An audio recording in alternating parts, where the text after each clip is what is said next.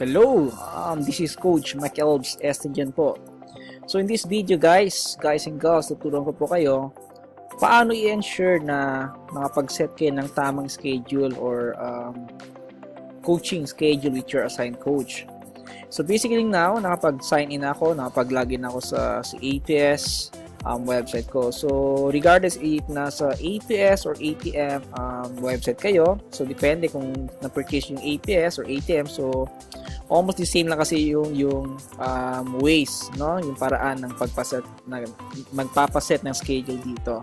So assuming since ako I purchase on APS product, so APS yung interface na nakikita nyo ngayon sa screen ko. So how to set a schedule with your assigned coach? Okay, so yun ang maging discussion natin dito. So basically, ito yung website nyo, APS or ATM website nyo. So magkapareho lang yan guys, so okay, malito. So unang-unang gagawin nyo, so definitely you will do this 10 steps training. So step 1, step 2, step 3, and so on until step 10.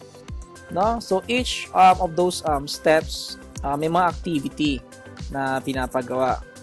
So pwede kayo magsulat dyan. So yung mga assignment ng mga coaches nyo, they are telling you to finish yung 10 steps, balikan nyo, then you write down, mag-jot down notes kayo doon ng mga importanteng notes, note-taking kayo. So yan ang mga one of the assignment na most of the coaches na pinapagawa sa mga students. Then pangalawa, so after you complete yung 10 steps nyo, so itong 10 steps na yan, so assuming ito, nasa step number 10 na ako. So this is the time na magpapaset kayo ng schedule appointment or one-on-one coaching with your assigned coach. So for example, dito sa back office ko, ang assigned coach ko is si Coach Mau Magallanes. So how to schedule a one-on-one coaching with your assigned coach? So ang gagawin nyo lang guys, no, is click nyo tong book a coaching. Click nyo yan. Tayo natin, mag-load. So ngayon, so dito na yun sa calendar ng coaching calendar. So actually may mga steps naman dito, instruction na dapat nyong sundin. So basahin nyo lang yan. Okay? Pwede nyo basahin. May video rin dito si Coach Edward Repolina. Itinuro niya dito, okay, on how you will set a schedule. So for the benefit of this tutorial na ginagawa ko, so ang kailan yung gawin dito guys is ganito. For example, ito yung available slots na meron yung assigned coach nyo. For example, itong si Coach Mau Magallanes. So sa June, itong calendar niya sa June na.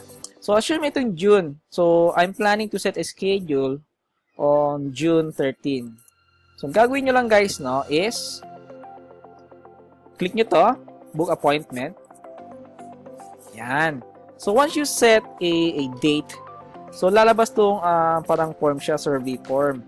So kailan yung dito gagawin guys, no, isagutin nyo lahat to. Okay, mga naka-empty blank space dyan, no, sagutin nyo lang yan. Okay, sagutin nyo anong binili nyo, APS or ATM. User ID nyo. User ID guys is by default nasa 10 digits po yan. 1519, 1520, 1521, and so on. So yung 10 digits number ilalagay nyo dito. By default, yun talaga 10 digits. Okay, mobile number. And yung Facebook guys, no, importante to kasi for the benefit rin ng mga coaches nyo, as in coaches, dapat tama yung Facebook link na nilalagay nyo. So kung hindi nyo alam yung Facebook link nyo, okay, punta kayo sa mismong Facebook nyo. For example, ganito. Let's go sa mismong Facebook ko. For example. Okay, so assuming ito yung Facebook link ko guys. So usually para-paro lang tayo. Okay, facebook.com/ So itong dulo, dito nagkakaiba. So go to your Facebook account, no? So website. Sa pinakataas yung website URL, ito yung ikakopy nyo, yun ang ilalagay nyo dito.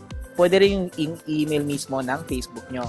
Importante yan para at least malocate kayo ng mga assigned coach nyo. Okay?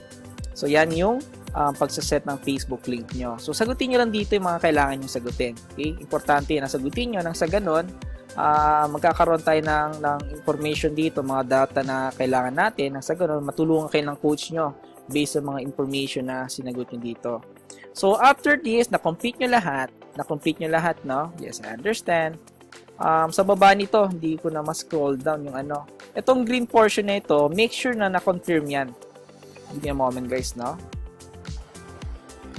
So yan, so after completing all those mga blank spaces na yan, mga nasagot nyo na.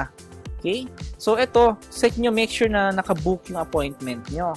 Na-click nyo tong book appointment and you must receive an email confirmation. So ano ba yung email confirmation? Email confirmation is something ganito. So ito yung nakikita nyong sample email confirmation na marireceive nyo via email. Okay? So make sure na you have click itong book appointment and you will receive this email confirmation sa email na nilagay nyo dyan. So that's how you make sure na confirm and successful yung pagbubook yun ng one-on-one coaching with your assigned coach. So I hope this video helps you guys, no? So thank you for watching. This is Coach Michael Estijan. So till next video tutorial. Thanks for watching guys. Bye for now.